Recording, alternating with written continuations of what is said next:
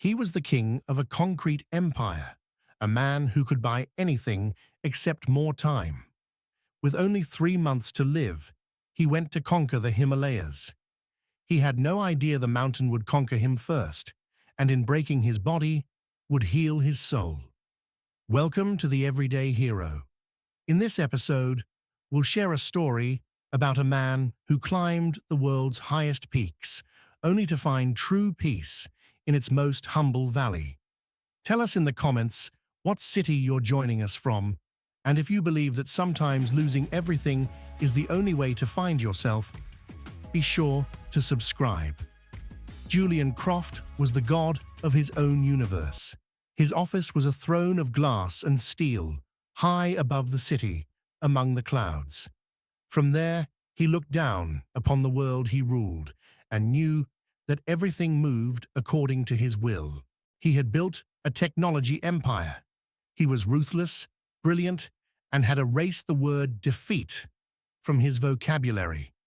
For him, people were either assets or liabilities.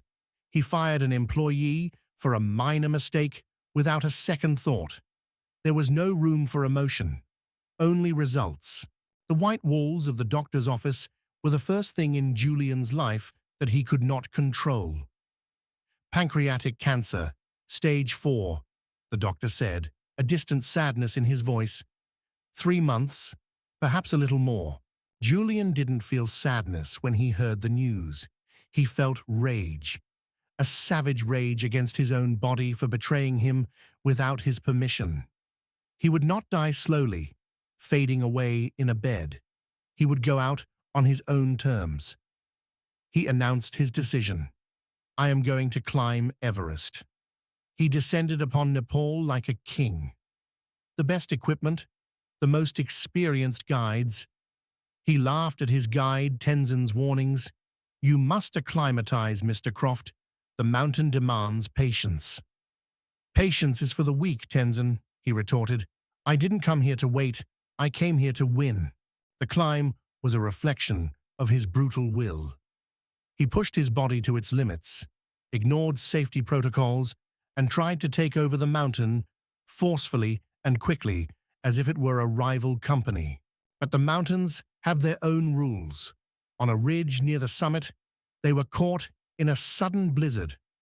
On an icy surface, his foot slipped, and he tumbled meters down into a snowdrift. When the storm subsided, all that was left was silence and pain. His leg was bent at an impossible angle. For the first time in his life, Julian Croft was completely helpless. His guide, Tenzin, found him hours later and carried him to the nearest place of refuge, Gosekunda, the ancient monastery spoken of in legends, hidden among the mountains. He was met by Lama Dorji, an old man with wisdom in every line on his face. Julian smirked through the pain. Save your prayers, old man.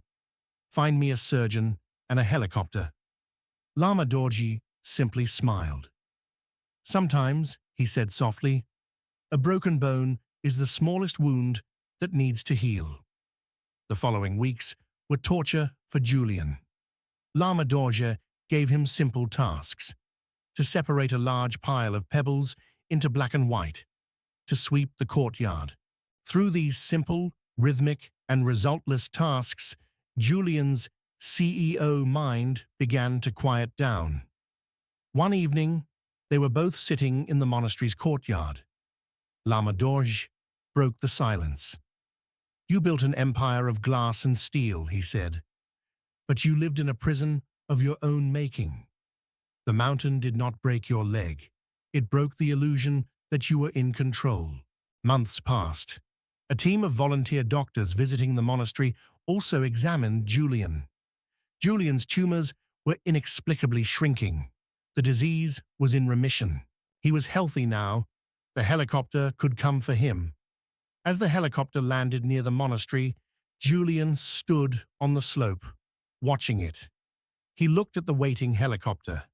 Then he looked at Lama Dorji and the simple, peaceful monastery.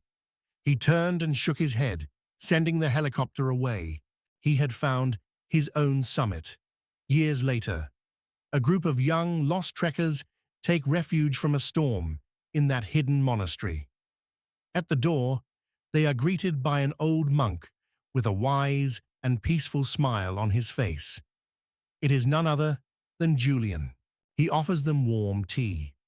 One of the young people asks curiously, "Are you happy here, after leaving that whole world behind?" Julian looks out the window at the snowy peaks of the Himalayas. "I have climbed many summits in my life," he says, "but this is the only one where I found peace."